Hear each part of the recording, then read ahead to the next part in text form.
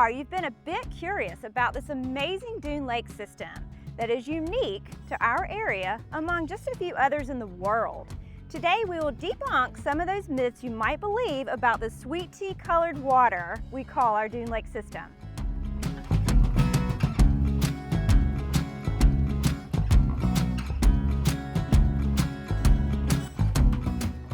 I'm excited to introduce one of our longtime members, Dr. Jon Schmidt, who is an expert, and yes, I say expert, on this amazing dune lake system that makes our area so unique and special. Dr. Schmidt, thank you for hanging out with us this morning. Good morning.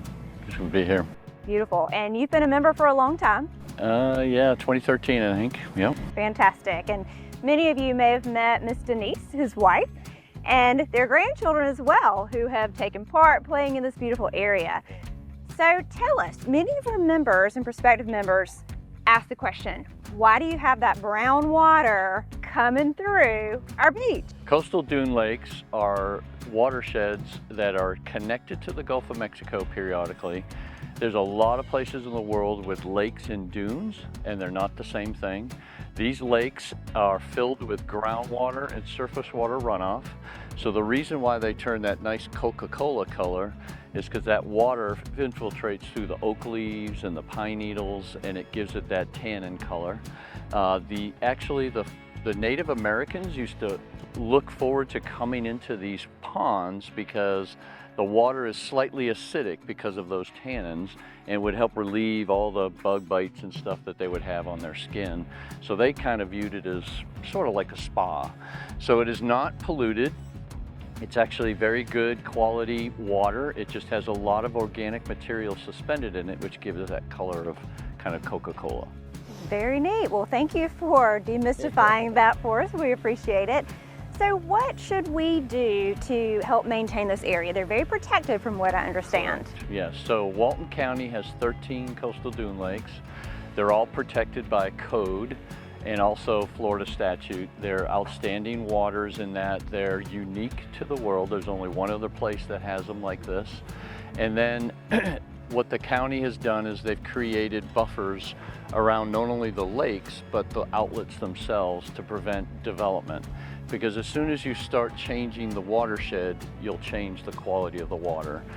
You can see that in a lot of lakes in Florida where you get a lot of pondweed and a lot of sediment in the lake. That's because they've allowed too much development to pour surface water in there that's carrying a lot of pollutants, sediments, and so forth. So the county particularly is very keen on protecting this resource. The reason is they're very important lakes. There are freshwater species that live in the lake, like fish and birds and so forth that feed on those fish, and the plants that live there. But because they open up into the Gulf of Mexico periodically, you get fish called estuarine fish or brackish water fish that will come in here and use that area as a nursing ground. So redfish, very important fishery here in Florida. Their juvenile fish will live in these coastal dune lakes until they get larger, and when the lake opens up and they're large enough, they'll come out.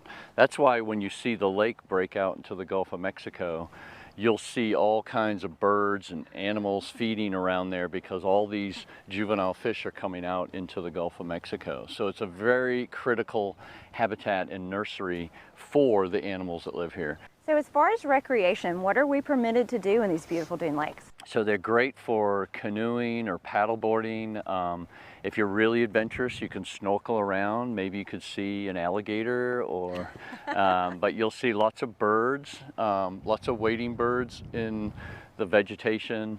And then here, this conservation area that St. Joe set aside, this 86 acres, is a conservation area, and a lot of nesting birds use this habitat.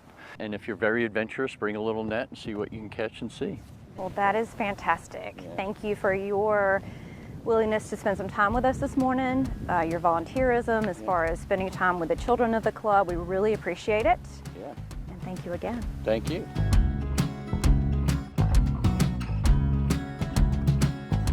I hope you learned as much as I did from Dr. Jon Schmidt about this amazing coastal dune lake system, what makes it unique, and how we can play part in taking care of this amazing feature of our community.